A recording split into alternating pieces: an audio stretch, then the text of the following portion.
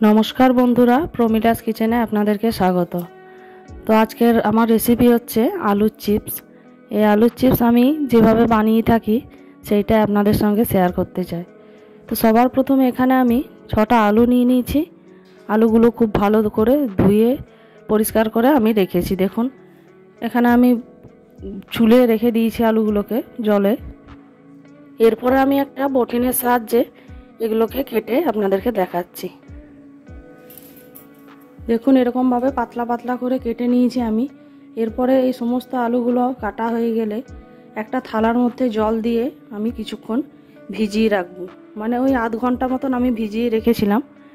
রেখে তারপরে আবার ভালো করে জল পাল্টে পাল্টে 3-4 বার ধুয়ে আমি এগুলোকে একটা সুতির কাপড়ে, পরিষ্কার সুতির কাপড় একদম মেলে আলুগুলোকে ওর মধ্যে বিছিয়ে শুকনো করতে দিয়ে দেবো।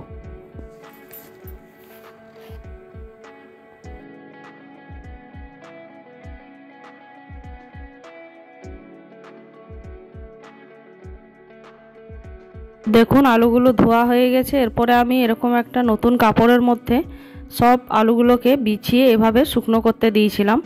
তো আমি 3 ঘন্টা মতো রেখেছিলাম, এভাবে জলটা পুরোটা টেনে নিয়েছে।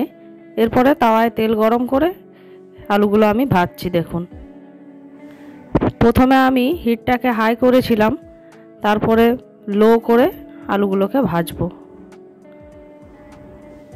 দেখুন আলুগুলো যখন ভাজার আওয়াজটা কমে যাবে তখনই বুঝতে হবে যে আলুগুলো ভাজা হয়ে গেছে। পরে আমি একটা প্লেটের মধ্যে টিস্যু পেপার পেতে আলুর চিপসগুলোকে তুলে নিলাম এবং আরও যে আলুগুলো আমার কাটা ছিল সেইগুলো আরও একবার এইভাবেই সেম প্রসেসে প্রথমে আঁচটাকে বাড়িয়ে তারপরে লো করে আলুটাকে আমি ভাজছি। তো এখানে আমার প্রায় সমস্ত আলুগুলো ভাজা হয়ে গেছে। আমি একটা বাটিতে তুলে রেখেছি এবং আপনাদেরকে দেখাচ্ছি। দেখুন আলুগুলো চিপসগুলো কেমন দেখাচ্ছে, দেখলেই আপনারা হয়তো বুঝতে পারবেন যে আলুর চিপসগুলো কতটা মচমচে হয়েছে। এবং এগুলো আমি গোলমরিচ আর একটু ম্যাগি মশলা দিয়ে সার্ভ করব। তো কিছুটা আলুর চিপস আমি হাতে নিয়ে আপনাদেরকে দেখাচ্ছি যে কতটা মচমচে হয়েছে। দেখুন আমি এগুলো ভেঙে দেখাচ্ছি।